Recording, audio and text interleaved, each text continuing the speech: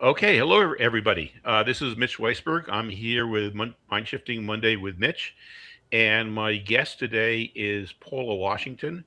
We're going to be talking about design your next chapter, life, leadership, and legacy, and just a little bit about Paula.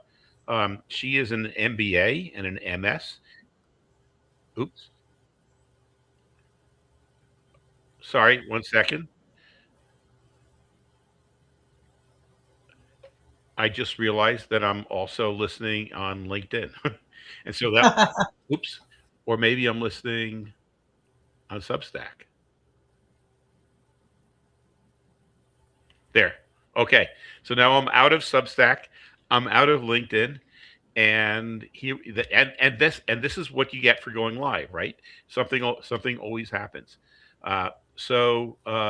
Anyhow, welcome to Mind Shifting Monday with Mitch, and Paula is also an author. She has over 30 years helping people, but focusing on accomplished women navigate pivotal transitions in career, business, and life.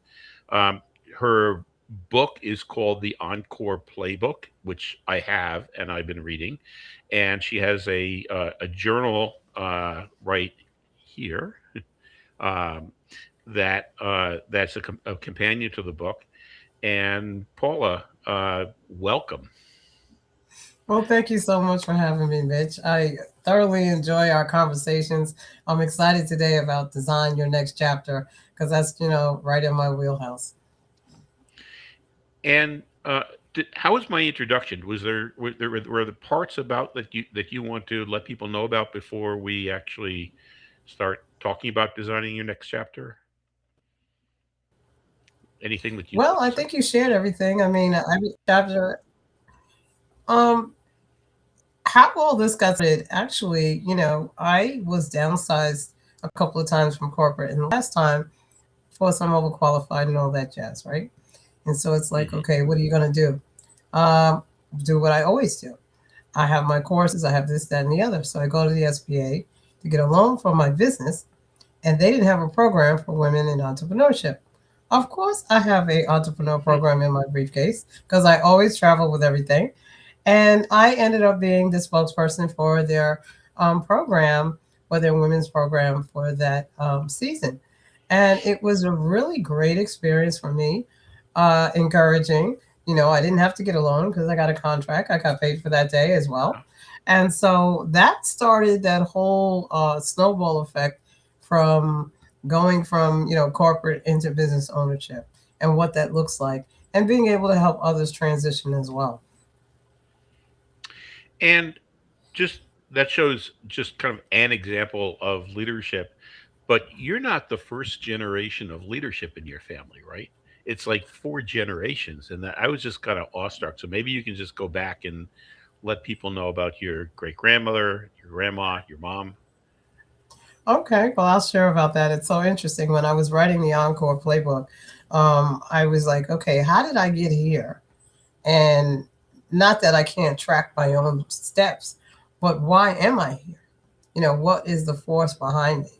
So when I was doing the research and I found out my grandmother graduated in 1894 from college, when we weren't supposed to be there, and it was very hard for women to go to school at that time. That was exciting. And she was also cum laude. And then my grandmother graduated from Juilliard in New York as a concert pianist, as well as a real estate broker, because um, people of color weren't able to purchase their homes.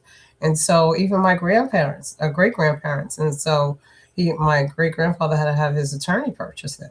So she sold homes to people that would not be able to live in certain neighborhoods. And then my mom was the first female manager in a branch of a major bank in New York. And there were no other women in there but the tellers at a time that, first of all, she's not supposed to be in management. And as a woman of color, that's another layer. And it was quite challenging for her. But they, looking back at their time and seeing what they went through to be who they were, it wasn't a choice of, oh, well, I'm going to do this or I'm going to do that. It was, no, this is what I want to do and I'm just going to go for it. And that's it. They didn't And sit whine about, oh, this and that and the other thing. No, We don't have the luxury of time to align. We have to get up, make a plan, and go for it. And it just seemed to me as we were talking a few weeks ago that we're pretty much aligned, that the way you're coaching and your mindset and the mindsets of your forebears um, align so well with mind shifting, which is what I'm trying to help people do also. That I thought that having a conversation with you would be really interesting for people. So one of the things that you mentioned was the power of alignment, and you talk about it in your book also. Maybe you want to expand on that a little bit. Yeah. Alignment is like, you take a circle, right? And Hmm. we have all of our roles. Now, we as women, we think in a circle because we're thinking about a lot of different things, even though we may only be focused on one thing. But for the sake of everybody today, we're going to look at a circle. We're going to look at all of our roles in that circle. And we may think about touching each one of those roles, but only focusing on one or two. But everything is in alignment in that we're not forgetting about what it is. We're not addressing it. We know when to address it, how to address it, and what's the next step for it. But what needs to move first in order for those other roles to flow into alignment? So now we have one line from a circle for each thing that we're going to do. When I left corporate and I started my business, you know, it was a big transition because the language is different. Entrepreneurs operate at a very different way than corporate employees. So I had to learn a lot of different things. And I had to come in alignment with that. I had to also come in alignment with some personal challenges that I had in my life as well. And life happens. And in doing those things, I discovered I was better losing all that I did at the time because it allowed me to elevate to become who I am today. So when we're talking about alignment, it's strategically looking at what works, what may not work going forward, and I don't need to take with me, and then what is the new going to look like, and what do I want it to look like, and that goes back to the Encore framework as well. And it seems, one of the things you talked about it as you starting with that circle and you're drawing the lines of the things that you're going to move forward with, and kind of ending the lines for the things that you're not moving forward with. And that could be fear inducing for a lot of people, right? Yes. Well, I share with everybody. A lot of us have different fears from various things, Hmm. but our confidence is clear when we know who we are and we align with who we are. Yes, when you try something new, you're definitely going to have a little apprehension because you never did it before. But does that mean that you're a failure or that your feelings aren't real? No, it just means I'm going to do it anyway. You know, Fear or not, I'm going to do it anyway because why? I can bet on myself. I know I'm good at who I am, Hmm. regardless of whether you have constituents around cheering you on or not. You know that there are certain basic things that you have in your character and your talents and your skills that you do exceptionally well. So whatever the new thing is, you can do it. I mean, I didn't think I'd write two books in 1 year, especially one Wow. was in June and another one was in December. I mean, that's a thing. Hmm. But when the clients asked for it, my old clients wanted it. So I put it together and we did it and had it out by Christmas. You know, who does that? But we can't do things when we put everything else is in alignment and we have the confidence to say, you know what, I'm going to get this done. Now, I was exhausted by the time I finished. Make Hmm. no mistake about it. Right. I was tired, but I got it done. I'm proud of it. I'm excited because we have the workshop coming up, and we're going to be taking the women through the steps and stuff like that. So it's really an exciting time. In your book, and when we were just talking about fear and getting over it, one of the things that you mentioned is to be able to treat fear as information and not as a roadblock. And that fits like so well into what we're trying to do with mind shifting also. Do you think, and I know that you help your clients through this, is there something that you can help our listeners to through? Like, how do you change from thinking of fear as a roadblock versus thinking of fear as information? Well, when you look at fear, It's either sometimes it's innate in us to protect us, or it's hot and cold. That's not what we're talking about. We're talking about the hesitation or the procrastination. I tried it and it didn't work before. A deal fell through and I'm not doing this again. Mm, But if inside you're constantly push something in you is pushing you to move forward, then it wasn't actually what you did that was wrong. It was the strategy. mhm, You're not the failure. People that you met and what you went through wasn't the failure. The strategy that you used didn't work, or it could be the wrong time. So either one of those were the lessons that you learned, and you may not have been mature. I know that there were times I had contracts that I wasn't mature enough, or my team wasn't mature enough to really work with. But after it was over, I did what I needed to do with the client and everything and all of that and settled those things, and realized the next time this opportunity comes, I'm going to make sure I have these certain things in place. mm, Case in point, I did have a client where we did do a contract. We didn't do the best work we could have done, and I didn't require the client to continue to pay us because it wasn't up to par as what they really needed. And so I paid my team, everybody, whatever. 2 years later, I ran into them at an event or something like that, and they asked me to do another project with them. And I did, and we did very well. It lasted about 2 or 3 years. And so you never know your work ethic, your integrity, and all of the things that align in who you are is what people buy. Yes, they buy your services. Yes, they want the output. Of course they want that. But if you own it, okay, I missed it, and you make it right, you'll be surprised what happens on the other side. So fearful of, I could have been afraid when I saw them at the event. Well, what are they going to think? Should I say hello? Should I not say hello? Should I back up? Should I go? All that crazy stuff. We overthink too much, clogs up the brain. and I'm just thinking, going back to the time where you're working with them the first time and you realize that things aren't going as well as they would have liked or that you would have liked.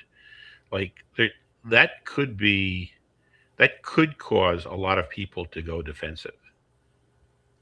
And yet you seem to be able to overcome that and kind of stealing something from your book, like what's your next step type of attitude, rather than like, oh my gosh, this is horrible. What am I going to do? It's like, okay, here's the situation, which again comes, you know, it's so much aligned with mind shifting, but it was amazing. Like you could do this for yourself, and my guess is that you help your clients do that in their lives also as they're considering, you know, what what what they should be doing, or they're feeling stuck, right? Yeah, absolutely. Because you know what? We don't have time to sit there and think about it. You know what I mean? We don't have time to sit and mull over the problem or the situation. This is what it is. Yeah, maybe when I get home, I may cry about it and this, and that, and the other thing. But in the moment, I have to make a decision. Okay, let me go in there and have this conversation with them. It's a hard conversation, but we're going to have it. We have that conversation. They understand it. This is the remedy and the solution they came up with. It works for everybody, and this is what we're going to do. And that's how we move forward in that situation. And in many other situations, you can move forward in that same way.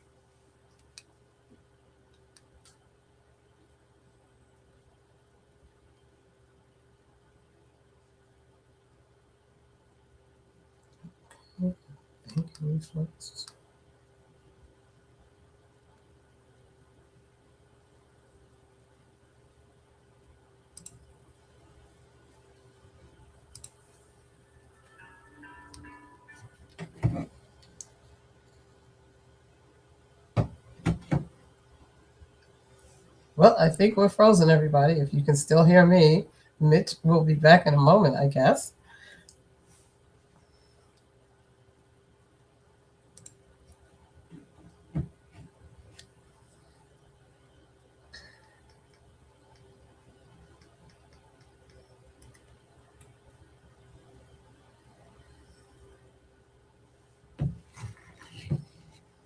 Well, I could move on with Design Your Next Chapter, Mind Shifting Monday.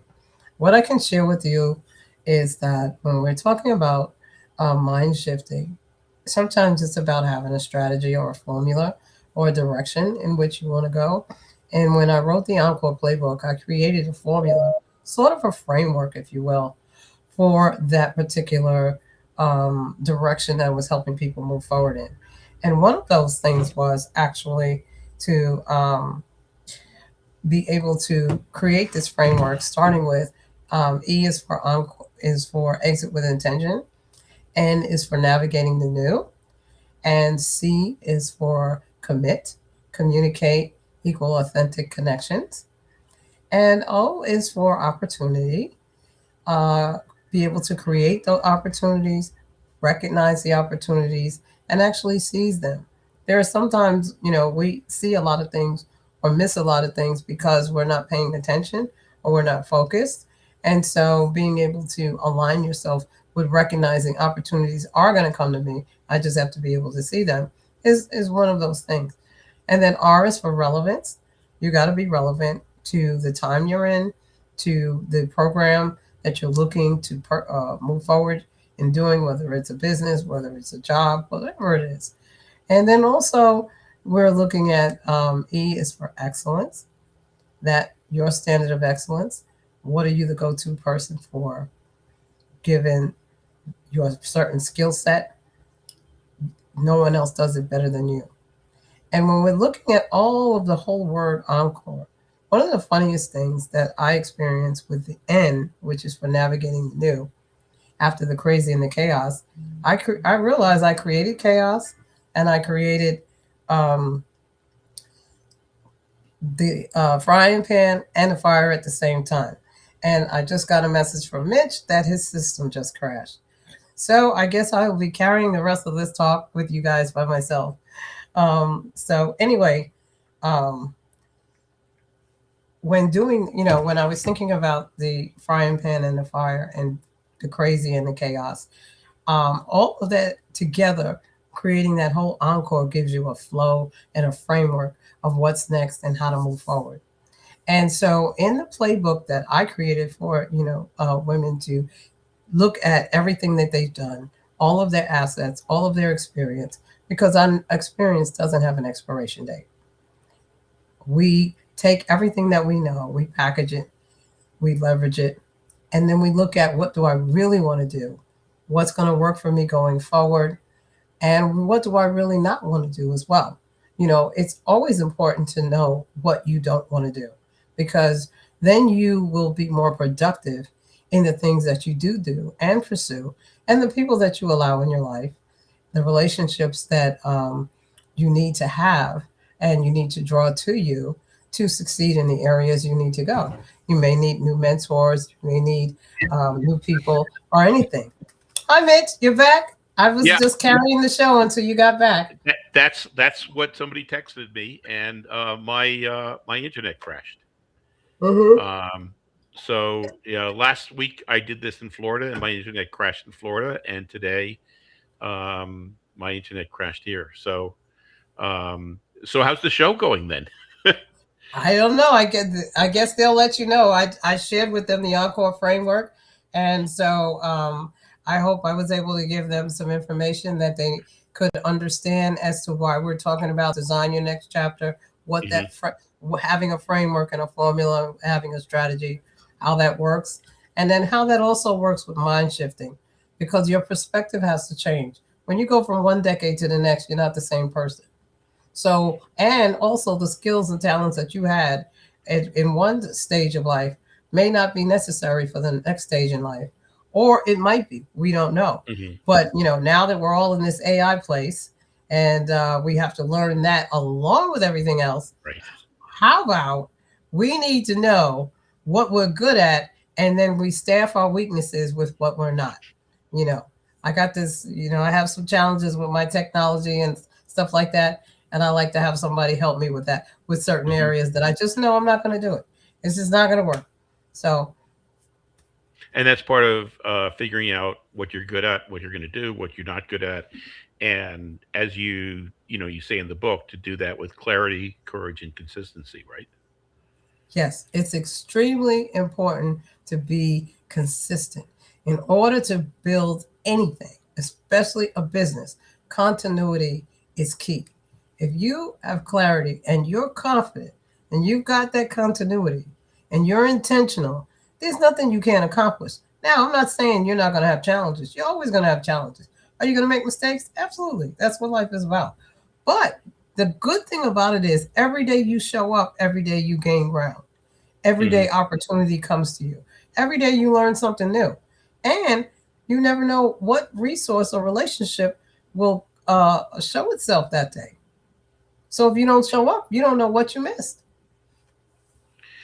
So as you think about people, going through these challenges, what's a major limiting belief or pattern you see people fall into today, and what's one practical way to begin shifting from it? I'm not enough. They'll never tell I'm you. I'm not enough. Yeah, right. They'll never tell you that they're not enough. They'll never say that, they have a fear of missing out or this or that or all those other things. It comes from the core belief that I'm not enough. I'm not smart enough. I don't have this. I don't know. Because they're instead of looking in, they're comparing themselves to external, and you can't. It's like every day another AI tool comes out. Does that mean I'm not going to work with what I have already that I finally learned how to use? No, I'm going to keep what I know how to do, and I'll put those things on the side. So understanding that you are enough for who you are, and when you've gotten to the stage of life that you've gotten to successfully, you ought to give yourself an Oscar for your own performance. And I have that in my journal where the women draw Right. out their Oscar. Yeah, it's in there. It's a great exercise. It's going to be a lot of fun next week when we do it. But yes, because when you get to a certain stage in life, especially us in those wonderful golden years, this is the best time of our life. It doesn't matter what anybody thinks or says. I don't really care.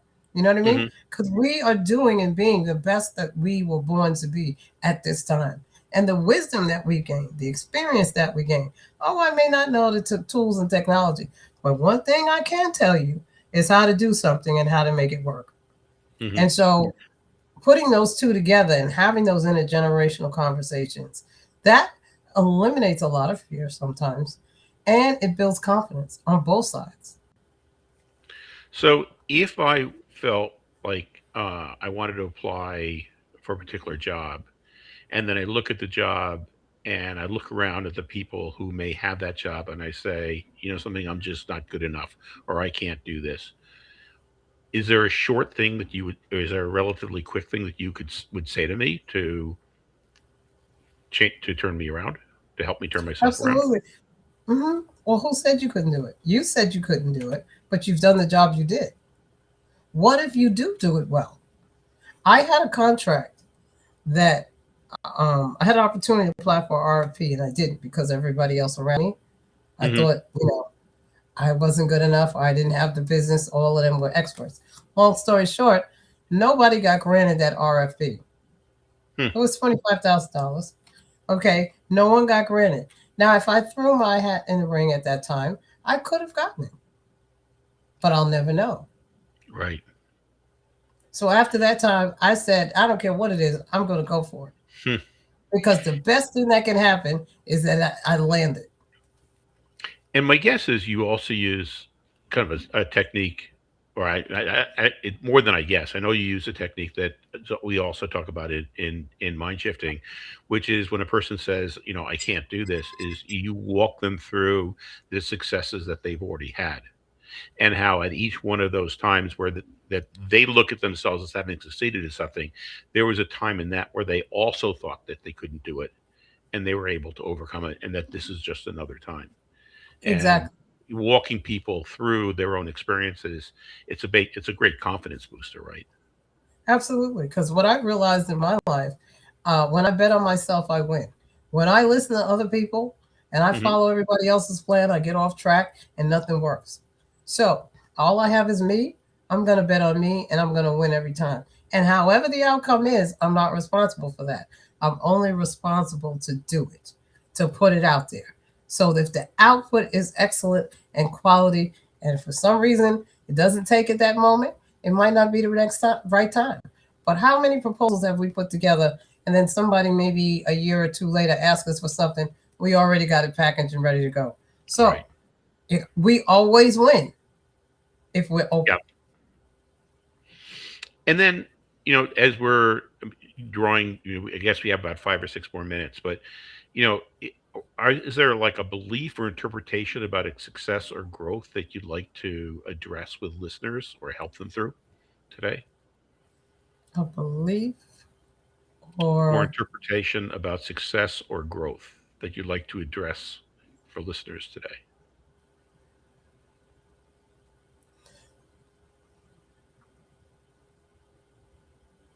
what if I show up and I do? What if you show up and just do you? Hmm. What if you show up 100 and walk in that room and see how many people you might have missed or what opportunities you may have missed if you went in with your head down? What if you just walked in like you were going in with 1,000 people behind you pushing you forward? I remember there was a meeting I had to go to, and I had submitted a grant proposal, and my mother said, "We are all behind you." And when she said that at the time, I didn't realize what she really meant. She was talking about not just her, but the family and everybody else that's gone. Hmm. So whatever happens, we're all behind you. We're all here. So I was walking in the room for the presentation to do what I had to do, knowing that they were all cheering me on. And I'll never forget that moment because that moment kind of shapes me in a lot of times when I feel like I'm by myself and there's nobody Hmm. there. And Wow. perhaps you may not have had people to help you. Perhaps you're the trailblazer or pioneer to pave the way for others. Perhaps you're the one that chose to be the path maker for other people to lead in an area that you've never been before, they've never been before, but your experience is unique and they need that help. Yeah. Perhaps you were chosen to do just that. It sounds to me so much like something in mind shifting we saw, success anticipation, where you said, as you said in the beginning, it's like, well, what if you did it and it worked? And then kind of walk the person through imagining how they're going to feel after it works. Like, how does it feel to having, just imagine you've achieved this now. How does it feel how does it feel right now? What are you celebrating? What are your emotions now that you've done this? Who are you surrounding yourself with? And by walking people through, you know, um, imagining what it's like to be successful, you're making it much more likely that they will be successful and diminishing their fears because your kind of imagination and memories basically comes from the same parts of the brain. Absolutely. And really, success is personal. What is success to you? What does it represent? Does it mean showing up and being 100 and walking through it? Or is it always has to be material and the outcome? What if it's just about you being you and elevating to the highest person you could be and then receiving the what you were looking for Wow, or what you were expecting? Yeah, what a wonderful message. Now, you mentioned towards the beginning of a workshop that's coming up. Can you just what is that work? What is the workshop? oh, it's redefining your leadership for 2026 and beyond. Hmm. That's where we'll be using the Reset Journal, and you'll receive a life and a strategic life and business plan outline for 2026 and beyond. And we're going to be using that book and some of the things from the Encore Playbook as well. That's going to be February 21st, 28th, and March 7th and 14th. And it's on my website at paulawashington.com. It's on my LinkedIn as well at Paula Washington MBA MS. And you can find it on my Instagram at I am Paula Washington also. And this workshop is really exciting to me. One, we're doing an early bird special this week. The price is $497, regularly $597. But I am going to offer for the first 10 registrants a session with me that after the first two sessions, we're actually going to align their strategic life with their business together so that when they finish at the end, they are a little ahead in being able to put that presentation together. So I'm excited to see all of the ladies progress in that area. I have a person who's in another country, and she contacted me. She said, "Oh, I was reading a book and I realized I had to change my business model." I said, "Yes, but you don't have to change the name of the company, because what you change the model to is really the next level of who you are and the service you have to offer." So I sent her some suggestions to work on, so that when she comes to class on the first day, she'll be ready to share with that and get started with it. That was real exciting. I love that kind of stuff.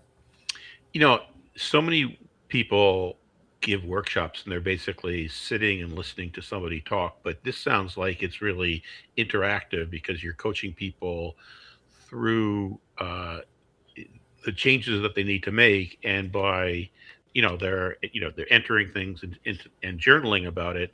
You're using all of the different senses so that they can make really meaningful change instead of just sitting and listening to some motivational speaker and then going back and not knowing what to do. They're going to have a plan. They're going to feel that it's possible, and they're going to know what to do when they finish the workshop. That sounds fantastic. Absolutely. Absolutely. Because they're going to present to their peers. And then we have the community that starts after that, where they go into that as well. And they get to color. They're going to color.